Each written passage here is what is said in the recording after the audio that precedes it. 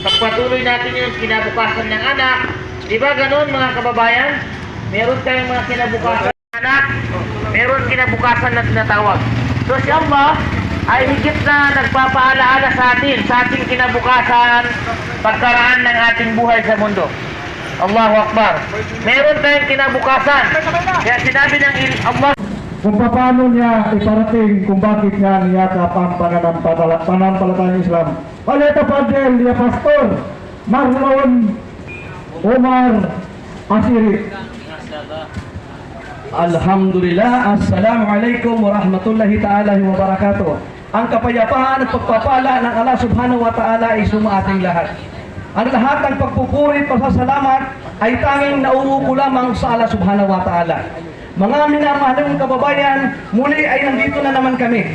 Ang katotohanan dyan, kahapon ay lumipas na. Mamaya bukas hindi natin alam ang mangyayari. Kaya na ang mga mananampalataya mula kay Adan, Abraham, David, Moises, Jesus Christ, mga sahaba, lahat ng mananampalataya ay sobra-sobra ang kanilang pagpapasalamat. Alhamdulillahilladzi yahyana ba'dama amatana wa ilayhi nusyur. Ya Allah, pinupuri ka namin, pinapasalamatan ka namin na mula sa aming pagtulog, pinahintulutan mo kami mabuhay. Sa katotohanan kapatid, maraming mga taong, mga mayayaman, maraming mga material na bagay, pera sa bangko, kilala, may connection, marami silang mga lupa, sasakyan na hindi na umabot sa mga araw na ito. Bakit kamo?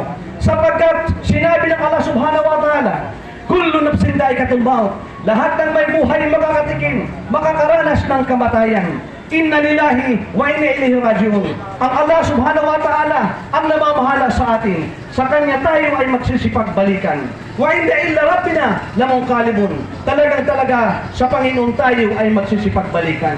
Hindi ba natin naiisip kapatid, ang ating mga mahal sa buhay ay may mga nauna na kamag-anak natin kasama sa bahay. Anuman ang katayuan sa buhay, marami nang nauna sa atin. Ibig sabihin, dumating na sa kanila ang katapusan ng kanilang buhay. Minamahal kong kababayan, ang narito kami bilang pagmamalasakit, pagmamahal sa kapwa-tao. Sapagkat people need people, friends need friends, we all need help. Kailangan natin ng pagmamahal sa kapwa. Ibinabahagi namin ang kagandahan ng reliyong Islam nang sa ganoon ay magkaroon tayo ng tunay na kapanatagang kapayapaan at kasiguraduhan ng kaligtasan ng ating mga kaluluwa. Masasabi natin na iba na ng reliyon yan. Maraming na iba't ibang sikta, reliyon at denominasyon. Subalit kapatid, ang relihiyon na ito, ang Islam, ito lamang ang aprobado at perfectong relihiyong binigay ng Allah subhanahu wa ta'ala. Sinabi ng Allah subhanahu wa ta'ala, al-yawma akmaltu lakum dinakum wa atmamtu alaykum ni'mati wa raditu lakumul Islam dina. This day I have perfected your religion for you, completed my favor upon you, and have chosen Islam as your religion. Sa mga araw na ito ay nilubos ng Allah subhanahu wa ta'ala ang paglingap sa atin. Ibinigay sa atin ang Islam bilang ating relihiyon. Ano nga ba ang Islam? Ang Islam ito po, ang ibig ay hinango sa salitang salam, na ang ibig sabihin ay kapayapaan. Total submission and obedience to the will of God, Allah. Ganap na pagsunod at pagsuko sa utos at batas ng Allah subhanahu wa ta'ala. Hindi nyo na may tatanong kapatid, ang Islam po ay nauna sa iba't ibang mga sikta, reliyong denominasyon sa Pilipinas. Noong March 1521, dumating ang mga Espanyol. Sinundan ng mga Amerikano at mga Hapon. Nung dumating sila, ang Islam po ang nauna sa kanila. Ang ating mga ninuno, sina Raha Sulaiman, Raha Umamun, Datu Puti, Datu Lapu-Lapu, ang kanilang relihiyon na Islam, ang pagtawag nila sa tagapaglikha ay ang Allah. Sino nga ba ang Allah? La ilaha illa huwa. None has the right to be worshipped but He, the ever-living, the one who sustains and protects all that exists.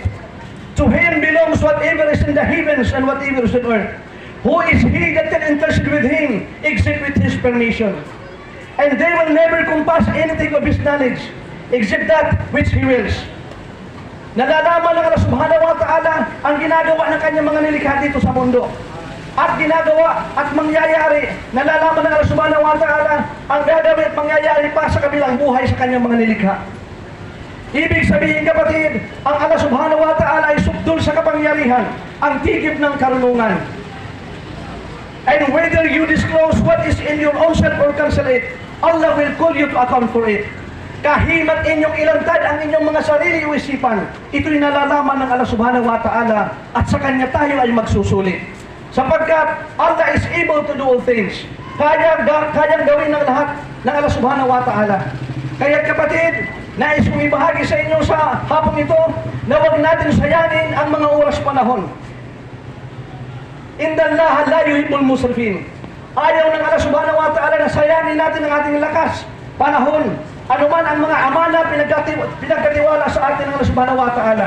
Ibig sabihin kapatid, ang oras na ito ay tsansa, panahon na magbalik loob tayo sa tunay at nag-iisang tagapaglikha, ang Allah subhanahu wa ta'ala. Maging sa Biblia ay sinabi ni Jesus, ni Isa al-Masih na anak ni Maryam, ako ay mula sa Diyos at ako ay kanyang sinugo. Sinugo si Jesus ng Diyos ng Allah subhanahu wa ta'ala sa sangkatauhan. Nasabihin sa sangkatauhan na la ilaha illallah. Iisa lamang ang dapat pag-ukulan ng pagsamba. La ilaha illallah. Walang ibang Diyos maliban sa Allah. Kapatid, marami tayong mga nakikita, naririnig, iba't ibang sikta, denominasyon. Hindi nakapagtataka sapagkat dumating sa kanila ang pagmamataas sa kanilang mga sarili. Anong sinabi ng Allah subhanahu wa ta'ala? وَمَنْ يَبْتَغِي غَيْرَ الْإِسْلَامِ دِينًا فَلَنْ يُقْبَلَ مِنْهُ وَهُوَ فِي الْآخِرَةِ مِنَ الْخَاسِرِينَ. Whosoever decide seek a religion other than Islam, it will never be accepted of him, and in the hereafter he will be one of the losers. Sino man ang magnais gumawa ng ibang sikta, relihiyon o denominasyon, siya ay kabilang sa mga talunan. Bakit? Sapagkat kung ikaw, ako, tayo ngayon ay gagawa ng relihiyon maliban sa Islam, paano maliligtas ang mga nauna sa atin? Hindi ba nakakalungkot, nakakaawa? Kaya kapatid, anong ibig kong sabihin? Ang mga nagsulputan ng iba't ibang sikta, relihiyon, denominasyon, yan po ay man-made. Gawa-gawa lamang ng mga tao. Rizalista, hinango sa pangalan ni Jose Rizal. Budismo, hinango sa pangalan ni Buddha. Kristyanismo, hinango sa pangalan ni Jesucristo.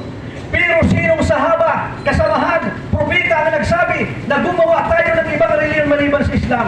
Hindi ito nila gagawin, sapagkat kung gagawin nila ito, sila ay magiging talunan at hindi tatanggapin ang kanilang mga ginagawa ng mga relihiyon na yan. Sapagkat maliban sa Islam, Islam lamang ang relihiyon na aprobado at perpektong relihiyon. Maliban sa Islam, wala na pong ibang kaligtasan at tama at perpektong relihiyon, kundi Islam lamang po. Kaya't naman pong kababayan, ang oras na ito, panahon ay tsansa na magbalik loob tayo. Ibahagi natin sa kasama natin sa bahay. Ibahagi natin ito sa ating mga malapit nating kamag-anak natin na walang ibang relihiyon na binigay ng Allah kundi ang Islam lamang. At ang tunay na nag-iisang tagapaglikha ay ang Allah. Ang Allah ay salitang Arabic. Yan po ang dapat nating tatawagin sapagkat mula kay Adan, Abraham, David, Moses, Jesus Christ, ang tawag nila sa tagapaglikha ay ang Allah. Yan po ang tawag ng tagapaglikha, ang Creator. Kaya kapatid, hindi natin alam ang mangyayari mamaya at bukas. Paano nga ba ang pagbabalik loob? Napakasimple, napakagaan. Kung anong ginawa ng mga propeta gawin natin. Kung anong sinabi ng mga propeta gawin natin.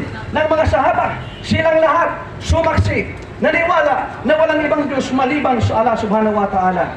Sinabi ng propeta Muhammad sallallahu alaihi wasallam, ang sino man sa atin na magsabi mula sa kaibuturan ng kanyang puso ng ganito, Ashhadu an la ilaha illallah, la ilaha illallah, walang ibang Diyos maliban sa Allah. Dumating sa kanya ang katapusan ng kanyang buhay. Sa awa at habag ng Allah subhanahu wa ta'ala, makakamtan niya ang tunay na kapanatagan, kapayapaan, kasiguraduhan ng kaligtasan ng kanyang kaluluwa. Bakit kamo? Sapagkat siya ay tunay na nagbalik loob sa tunay na nag-iisang Diyos na tagapaglikha, ang Allah subhanahu wa ta'ala.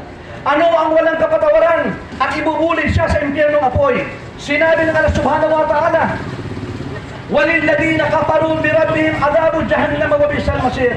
And those who disbelieve in their Lord Allah is the torment of hell, and was indeed is that destination. Sino mang hindi naniniwala sa kaisahan ng Allah, para sa kanya ay kaparusahan sa kabilang buhay, kung tawagin ay pinakamailalim na hukay, ang impyernong apoy. Minamahal ng kababayan, bago dumating sa atin ang katapusan ng ating mga buhay, ito ay tsansa, panahon na magbalik loob tayo, kapatid. Sabihin niyo lamang ito mula sa kaibuturan ng ating puso. Sundan niyo lamang po ako. Ashhadu, ulitin po natin. Ashhadu an la ilaha illa Allah wa ashhadu anna Muhammad Rasul, Allah, ako'y sumasaksi at naniniwala na walang ibang Diyos na dapat sambahin maliban sa Allah.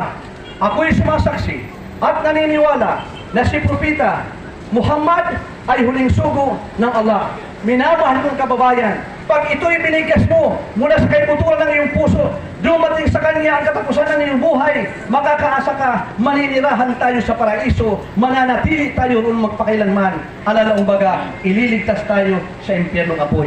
Diyan lamang po kayo mga kapatid. Marami pang sasabihin ng ating mga kapatid dito tungkol sa kagandahan ng reliyong Islam, tungkol sa salita ng Allah Subhanahu wa Ta'ala, ang maluwalhating salita ng Allah Subhanahu wa Ta'ala mula sa Quran.